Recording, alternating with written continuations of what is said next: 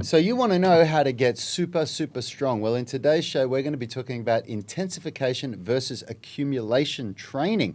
It's one of the big things that we use as a variable in the UMS program to make sure that our members are seeing constant gains in strength. Stick around, you're not going to want to miss this one. We are the gym that teaches people how to move instead of just exercise, because we believe that health is about performance, not just body image.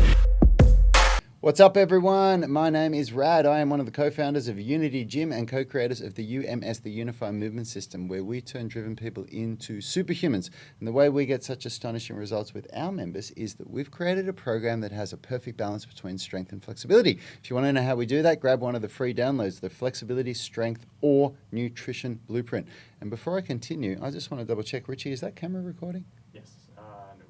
God, man. Now we're recording. All right. So, Phil, how are you, buddy? Yeah, very well. Spent the weekend diving deep into Seth Godin's podcast fellowship lessons I'm doing at the moment over the next 7 weeks to really upgrade the podcast game. So, yeah, it's exciting to be working on all this content, and that'll be, stuff that I'm going to be putting out independently, but hopefully as well get some useful things to really improve the sound and the content of this. The sound of movement? To improve the sound of movement. That's right. So if you haven't checked out the podcast, it's good. We've got people who are really seem to be consistently listening on that. So I'm glad that people are finding it like I think it's a good way to consume the content. So. Yeah, for sure. It's a big thing. It's going to be a revolution, these podcasts.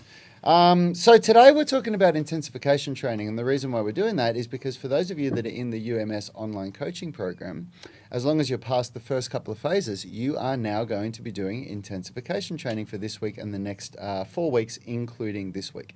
So what does it mean? How does it differ from accumulation training? So Yanni and I spoke a little bit about volume in one of our shows last week or the week before, where we really talked about it's volume that is key. It's about this idea of, getting enough volume and the way you manipulate volume. So referring to talking about enough volume, it means it's the total work done on a specific muscle group or a specific movement. So the most common ways to manipulate volume to get more volume is to do more reps per set, to do more sets per exercise, or to do more exercises per muscle group, or to do more workouts per week on the same muscle group. So those are the main ways. Have you got anything else to add to that? Yep. So that's how we manipulate volume. Intensification or intensity, the way we manipulate intensity is by lifting more weight, or by going to a harder progression of a calisthenics or bodyweight movement. So what does it mean when you're doing accumulation training, which is what we did last week and what we did for the last cycle? That means that the sets that you're going to be doing are going to be generally higher reps, lower weight, so the total amount of reps that you do in one workout is higher, meaning more volume, whereas intensification training means that you are generally doing higher weight, lower reps, or harder progressions, harder calisthenics progressions with lower reps. So what does that mean for you today? For those of you in the UMS online coaching program, it means that this week you're going to be doing 5 sets of 5 reps, and we're going to talk about how you're going to manipulate that over the next 4 weeks. So for those of you that the most common research shows that in order to effectively get hypertrophy of the muscles through accumulation training, that you generally need between 40 and 70 repetitions minimum per muscle group. So that seems to be the general consensus. For intensification training, to get stronger, you generally need between 25 to 50 repetitions minimum per muscle group. So there's different variables that you need to understand that you're playing with here. You got anything you want to add to this, Phil? Intensification is all about lifting heavier stuff. That's right.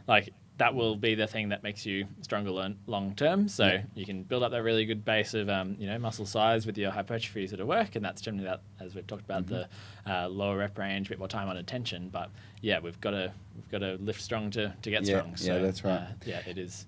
It might feel like quite a different sort of session where you're used to really very different. Yeah, grinding out sort of these having to break up your sets of 12 into three or to 4 or something. But with your intensification one, it's really just knuckle in for 3 to 5 hard reps. Yeah, and everything has to come together to get a good intensification set, because the difference of getting your 4th rep compared to getting that 5th rep that you aimed for is that's a 20% reduction in volume if you miss that 1 rep. And that 1 rep is arguably where the majority of the real adaptation is going to come 100%. from. So your breath has to be on point. Your setup for the lift has to be on point. The way that you move your body has to be on point. So there's a lot more going on, which is why... There's a reason why you don't start with... we don't start with intensification training. We get everybody to start with accumulation training. And people do that for several mesocycles, remembering that a mesocycle is 6 weeks. So people do that for, 3, 4, 5 mesocycles. People will do accumulation training to accumulate fatigue in the muscles, accumulate knowledge of the movement. So if you're still new to the UMS, that's what you're going to be doing. You're going to still be doing accumulation training. There's no change there. But this episode is still going to be very important for you because you can know what's coming up. So let's now talk about, for those of you that have been with us for several mesocycles. Just before we do, I just encourage people who are watching to get any questions that you want answered in, because that's what we really think is the most valuable part of doing this. And so any questions you can get in there, get them in now so we have time by the end of our rant on intensification. Yeah, that's right. Yeah. So morning, Steve. Thanks for tuning in and thanks for saying hi. And anybody else that's watching, please say hi and ask us any questions. And it doesn't need to be specifically on this topic. Ideally something around this, but if it's not, then we can always look at it in another video. Yeah, absolutely. So let's get into talking about intensification training for this current mesocycle. So you've been with us for several mesocycles. You're ready to lift heavy. We're in the 2nd week of this mesocycle. So last week we did accumulation training just to get the body back into the swing of things after the deload/testing week. So for this week, we want everybody to do 5 sets of 5 reps. What does that mean? It means that only for your first 2 lifts of every workout, you do 5 sets of 5 reps. Everything after that is considered accumulation training, so you'll still do your 8 to 10 reps or 10 to 12 reps. Why is that? Well, when you're lifting maximally, so max strength, you only are good for max strength for the first 2 movements. And they have to be opposing muscle groups. I'm not talking about doing a bench press and a shoulder press as your first 2 movements, because both of those are going to detract the strength from each other. So by the time you've done 5 sets of 5 reps on your chest press and your bent over row, if you try and do pull-ups and shoulder press, there is 0 chance you're going to be able to lift maximal load, because you're already going to be fatigued in that upper body movement, in those upper body movements. So it's only those first 2 movements that you're going to be doing 5 sets of 5 reps on. Everything else you'll do between 3 and 5 sets of 8 to 10 reps.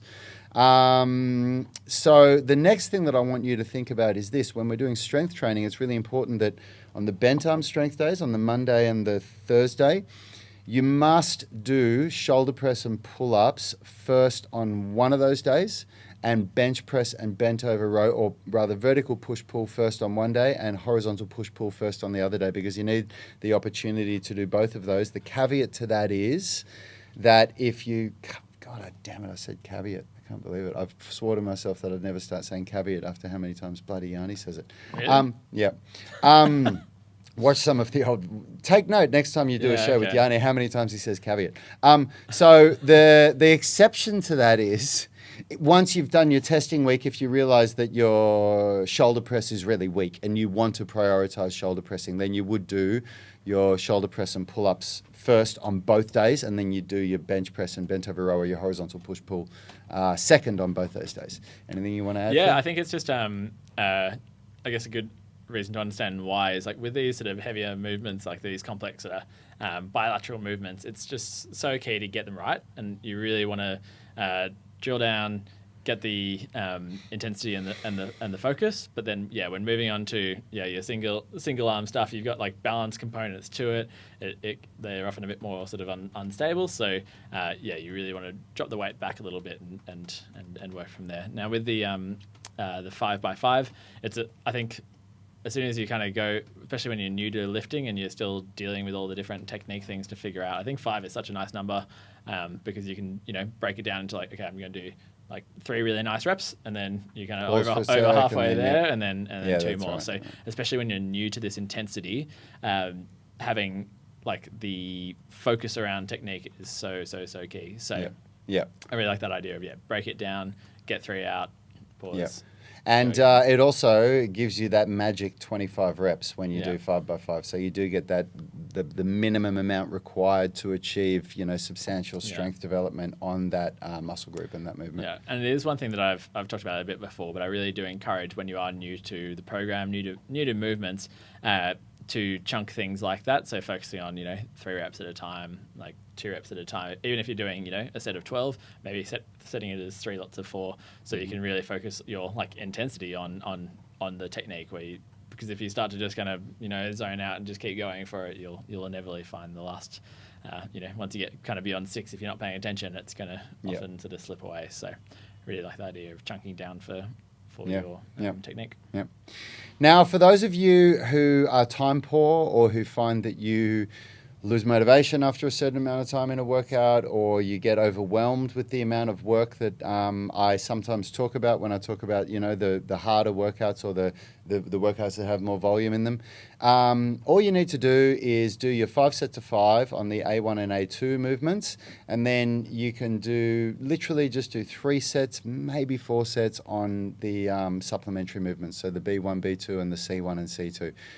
Just keep it simple like that, and you'll, even if you just get 6 movements done in a workout, so 3 lots of 2 paired exercises.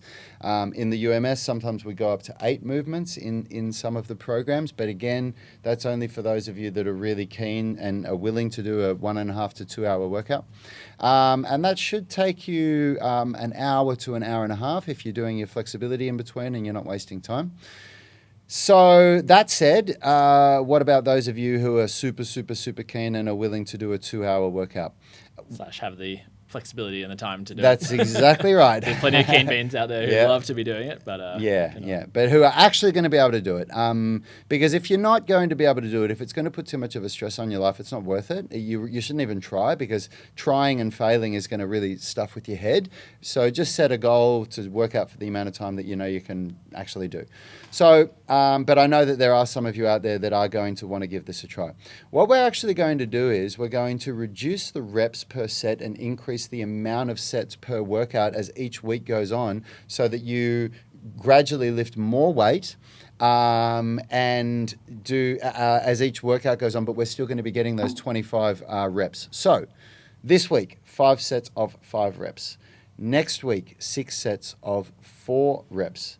The week after and the last week, 8 sets of 3 reps. So we're actually going to be doing 24 reps like that. Doesn't count. You won't get stronger. Yeah, that's right. Yeah, you Gotta missed get that 1 25. rep. Yep. So 5 sets of 5 this week, 6 sets of 4 next week, 8 sets of 3 for week 4 and week 5. Now, you really need to be committed for that. You need to have some time to do 8 sets, and by God, do you need some mental discipline, because by the time you get to that 5th set and you've still got 3 more sets where you have to lift a hell of a lot of weight on your squats or your deadlifts, oh man, it's so easy to just say, I'm just going to cut this away. So if those of you out there that can commit to a 2-hour workout, want to give that a try, then do it. Post your results, post your trials and tribulations. Let us know how you're going. Yeah, and I'd really recommend people who are doing the 3 reps to have someone around to spot or at least, even if they're not right on next to you, just being close by to help out if you need, because with how we've explained how to do sort of 3 reps, it's not about you're barely able to lift the last one, you still want to have a rep in the tank. It's all about 3 really good form reps. That's but right. Yeah.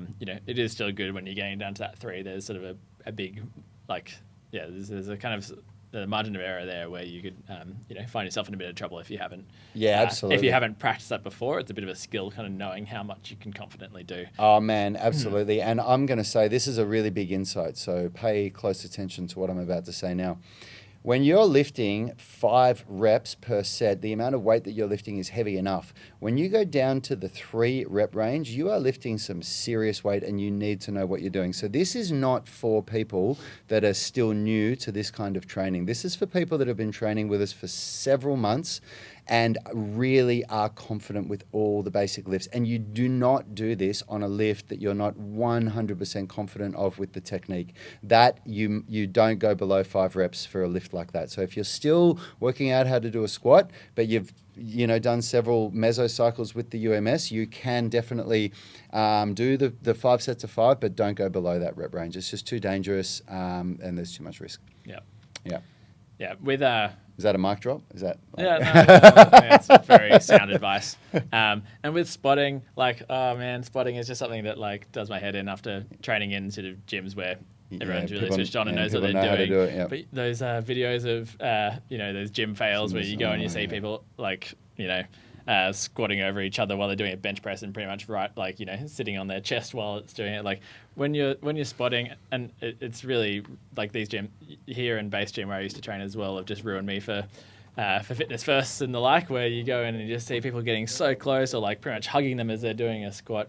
Like with a spot, just like stand back a little bit, be there if you need it, like assist with a bit of a push, but just don't be so in someone else's grill while you're spotting. And if they need you to be there to pretty much lift them up as you go, then tell your partner like, hey, this is too heavy for you, because it's so important. Like you can just really hurt yourself and others if you are using spots inappropriately. Yeah, I'd even go a little bit more specific than what you've said. I love what you've said, and I think it is a really good thing to cover is spotting. And I love the way, I learned this from Cam and Bass, Cam Orob and Bass Orob, our friends of ours who are just ridiculously strong people. And Cam, before I ever trained with Cam, when he spotted me, people would spot you for multiple reps. Yeah. And Cam would just sit there and he'd go, come on. And then by the time the spot is required, he just grabs the weight and pulls it off you. And that makes so much sense to me. And then when I delve deeper into asking Yanni about that and asking some of our coaches, Yanni's got more experience weightlifting with I do, so I go to him for my weightlifting advice. The idea is that if the barbell is still moving up, if it is moving up against gravity, you're not spotting. You allow them to continue moving it. Once the barbell stops moving up, you spot, and you are not now spotting another couple of reps with them. This is for intensification training, different for accumulation training. You literally take the weight and re-rack it from them. And as a person lifting, you're still pushing. So it's not like you're letting go and letting them lift it. You're still giving it maximal effort. The spotter doesn't have to do like a bicep curl of however much you're bench pressing. And a really good example of this was with Bass. He was on the Base Body Babes, which is his wife and his sister-in-law's story the other day, where Dinny J, who's she weighs about 50 kilos, he was benching over 200 and she was spotting for him. So there's no way that she could lift 240 kilos, but he's still pushing, and he just needed that little bit of extra 10%, guidance. yeah. Exactly right. There's a caveat to that argument. There it is. See that? Yanni's in here with a caveat. Yeah. There is a type of overload technique where you do what's called forced reps, where someone... But I just said that. I said that this is for intensification training only. Yeah. So Yanni's saying that there is a type of overload technique in bodybuilding, but it's an accumulation method, and that's where you do forced reps, where you can't lift the weight anymore, but somebody spots you. But we're not talking about that right now. We'll talk about that when we talk about accumulation training. You're welcome to come down and take the seat, mate. And caveats. Yeah, Yanni wants to talk about caveats. Which means it's a Latin phrase. Get your own mic. Here we go. Yeah. Literally be warned. Yeah. All right. Yeah. Well, when you've got the mic, mate, you can talk about caveats for as long as you want. But I've got the mic here, so. Enough of that sidetracking. But I think spotting is really important, and it is such a good safety tool when used well, and it can really mess you up and into you if you do it. Because one of the problems with having these sort of safety measures around your lifting is people can get sloppy and lazy, and that's just such a unpleasant way to hurt yourself or maybe others. So. Yeah, and unfortunately, so many of the spotting fails that you see on YouTube, it's not the spotter that's stuffed up, it's the lifter. Like the lifter was just lifting so much too much weight for them, had no business lifting that much weight. They should have been learning how to lift the weight rather than lifting maximal weight. And so that when the spotter tries to help them, they've still got no ability to control it and they just crush themselves with it. And it shouldn't be like that. Like when you actually do need to spot someone, at least the way we do it at Unity Gym, as the spotter, you don't need to do that much. You just help them that little bit because they're giving it everything and they miss the lift, and you just kind of grab it and pull it back for them, Yeah, so if you're bringing other people into your workout and having them spot you, like respect that they're helping you and don't put them in a situation that could endanger them. And don't presume that they know how to spot. Yeah. Explain to them exactly what you want them to do. Say, I want you to put your hands here. When I explain to them the concept of the bar moving up or down, another really good concept that I love with spotting that Bass used to always talk about is crowding the bar. Like a spotter shouldn't crowd the bar. They shouldn't be sitting there ready to grab you. Like if you want to look at the way these guys spot, if you go to Australian Strength Coach Instagram page, there almost every video there's someone spotting them, but you very rarely actually see them grab the bar. They're just sitting there ready, and then when they finish the set, the spotter grabs the bar and guides it back onto the rack for them. And if they stuff that rep up, they're there to help them. And if you just spend 5 or 10 minutes looking on their page, because those guys are just lifting ridiculous amounts of weight, so they're always there to spot each other. They're often doing 1, 2, or 3 RMs, so really high intensity, which is what we're talking about. They very rarely miss a rep either. Yeah. Often when they miss a rep, you know about it. That's right. That's Yanni's saying they very rarely miss a rep either, and when they do miss a rep, you know about it, which is true. Yeah. So that's some food for thought. For those of you that are in the UMS online coaching program, if you weren't taking notes, you may need to re-watch this because it's important that you know what you're doing for the next 5 weeks. And the whole idea is I'm going to talk about one more thing about intensification training, which is when you do accumulation training, this is a really layman term description of this, but you're training the muscles. We're trying to hypertrophy the muscles. We're working on the muscle fibers themselves. When you're training intensification training, you're training more of the nervous system. So you're training the neuromuscular connection where we're teaching the brain how to activate more motor units. Motor units, thank you, Phil. And a motor unit is the ending of a nerve that contracts muscle fibers, right? So basically, it's when a nerve splits into all its different endings that connect to the muscle fibers themselves. Yeah, so basically if you think of like your muscle is, you've got 100% of the fibers in your muscles, and then for each motor unit, there'll be a different percentage of muscle fibers that are innervated by a certain motor unit. So you might have you have all these motor units throughout your quadriceps, and they might be sort of all there's small ones and large ones. So the small ones might be getting 2 to 3% of the muscle units, and they're the really efficient ones that if you're just walking around, you just need low level contraction. Your brain's sending enough signal to just contract those because the body is just incredibly efficient, which is just why humans have been so successful, but also why we're also overweight and unhealthy these days. That efficiency is so ingrained. But then you have larger and larger motor units, which get to different types of muscle fibers. So instead of those efficient, fat burning, low intensity ones, the larger motor units where you might be getting sort of, arbitrary numbers, but 10 to 15% of your the muscle fibers that are innervated by these motor units, they have a higher cost to use, so they're less efficient, but you've got potential with those motor units to produce so much more force. So, and again, I've talked about this before and how amazing the brain is that people in times of stress and need can activate these motor units and do incredible things like picking cars off babies. So that's how this works, and this intensification training is all about learning how to tap into that. So you've given yourself a really good foundation of, muscle size and everything. The fibers are ready, the tendons, the connective tissues hopefully strengthened a little bit. 100%. So you've prepared your body in all those other ways so that now the dangerous things with being able to access these larger motor units is if you're not prepared like that. If you haven't done the training, that's where you get muscle tears, you get tendon injuries, you get, avulsion fractures where you actually get pull the bone off because you just haven't prepared it for that kind of load. So now we've done a few months of that, and that's why it's so important that you do spend the time doing your accumulation training and the foundation system. So you're giving yourself a really good base, and then it's all about learning that intensity. And you can see with powerlifters, they do all sorts of things to enhance their ability to activate those larger motor units. They'll slap each other on the back, they'll yell and scream, they'll get really focused, listen to a music that will pump them up, and all of these things, it's tapping into the brain and encouraging that sort of activation. So. So it's really important to understand that. And then the next thing to understand about that is that when you do accumulation training, it is totally acceptable and actually a method and a strategy that people will use to grow more muscle, that you will go to fatigue and failure in each set and then drop the amount of weight, so reducing the intensity as the workout goes on, so that every set in itself is taking you to failure and really causing as much damage to the muscle fibers as possible. These little micro tears that cause the muscles to, repair, regrow, and grow bigger. Whereas in intensification training, you don't want to train that way. You want to either stay on the same weight or increase the amount of weight that you're lifting, increase the intensity, I should say, as each set goes on. And the reason why we want to do that is because you want the body, you want the brain, you want the nervous system to remember what you did on that last set.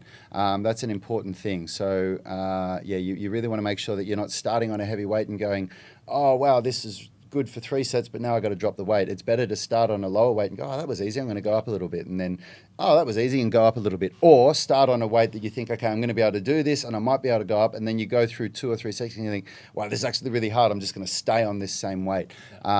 Dropping weight when you do intensification training as the sets go on is not beneficial to your strength and that comes with development. practice as well. So A lot of practice. If this is your first time of doing intensification training, just like we've talked about with testing week, treat the first couple ones as an experiment. Just start a bit lower than you think. Start lower, and then just learn the process of what it's like to actually lift with intensity. And then the next time you come around, you can be like, okay, last time I probably undershot a little bit, but learn a lot, didn't hurt yourself, good. Take those lessons and then try a bit more intensity. And if you did it the right way in every workout, you would increase the amount of weight that you lift by a very small amount, by 2 to 3% in each workout, if you do it the right way. You should be...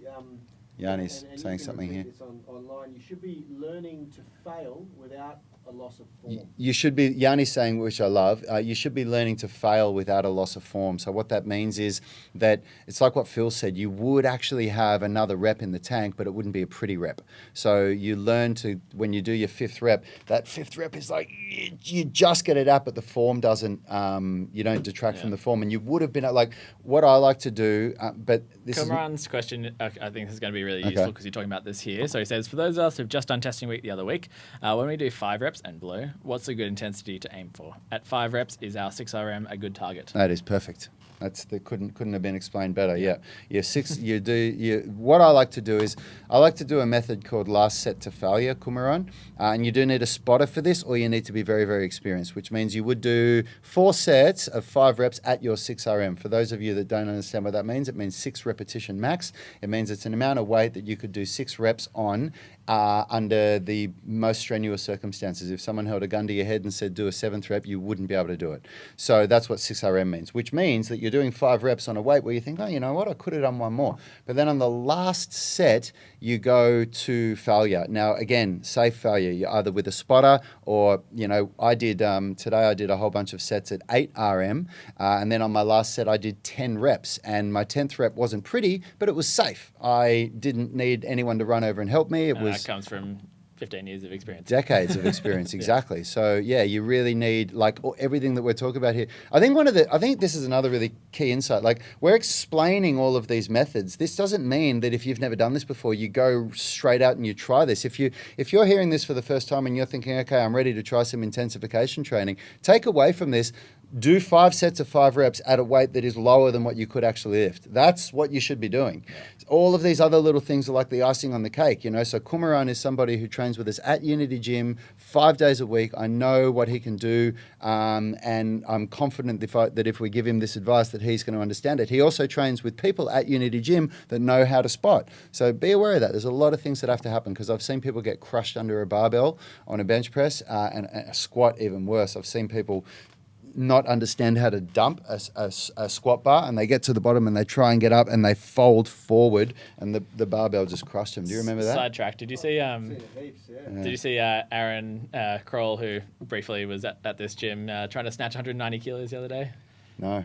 It was full on. Was it ugly? He went 8 attempts at it, and he posted one, and he had to bail out and dive forward, and you could see the bar kind of clipped a bit on the way through. Yeah. So 190 kilos of an Olympic snatch. This guy is a weapon. And he's about 6'3" as well, so the bar's going a long way up. Yeah, man. It's mental. I would add learning to fail. Do you want to come and talk to the microphones? No, yeah. Yanni's saying. So we'll just sit here. What's Yanni saying? What are you saying? They can hear me when I talk. Those mics pick it up. Okay. It's just not as loud. Learning to fail is very important. Yeah. Very important. Yeah. And especially in a squat where there's so many variables that can buckle under the weight, but it has to be the legs that fail. Yeah. So you can't take a squat to your maximum, to your true rep maximum, until you can stay postured up, like Yep. until it's the legs that fail. 'Cause Yeah. it's a leg exercise. Yeah, That's a great yeah, point. Yanni. Yeah, so if you didn't hear that, Yanni's saying learning to squat is a critical part of strength development. Learning to fail.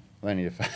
I Learning mean, to fail. Squat is definitely good. But like with something like a squat, it's that you have to understand that the failure that you're looking for is in the legs. It's not in your form. So it's not failing when your body just buckles and you can barely get up. Yeah. It's failing where with good posturing up with your body, with pulling your elbows back, keeping your core rigid, that you get to a point where you do that one rep and you think, man, I won't be able to get up cleanly if I did another So rep. if you're failing because you're folding in half and your back is bending because you've not been able to maintain that form, You then actually failed 1 or 2 reps before that and you didn't realize it. Yeah, well, you really got to work on that technique so that you know that you can really keep everything else rigid, so that for a leg exercise like the squat, that it's your legs that are failing. And this is where the volume comes in. This is why we got to beat this drum more and more and more, because no matter how much we say it, people don't get it. How do you get to this point? It's volume. It's repetition. It's good quality volume. Good quality volume, learning how to do it. So I just really, I've said it a few times now, but like if you are doing 12 to 15 reps, like chunk it down. So especially if you're new to these movements, like make sure you're getting them right. Like it's no point doing 6 good reps and then doing, 9 crappy reps. Like break it down so that, even if you have to take, like if you're doing squats, for example, like even if you stand there for a second, have 2 or 3 breaths where you're like, okay, mentally reset, go again. Yep. Like that's just so much more beneficial than practicing poor form. Yep. So I think a good thing to cover now before we finish is, for some of you that are really new to this whole UMS, are going to be saying, well, how do I know when I'm ready to do intensification training? And that would be a really good question.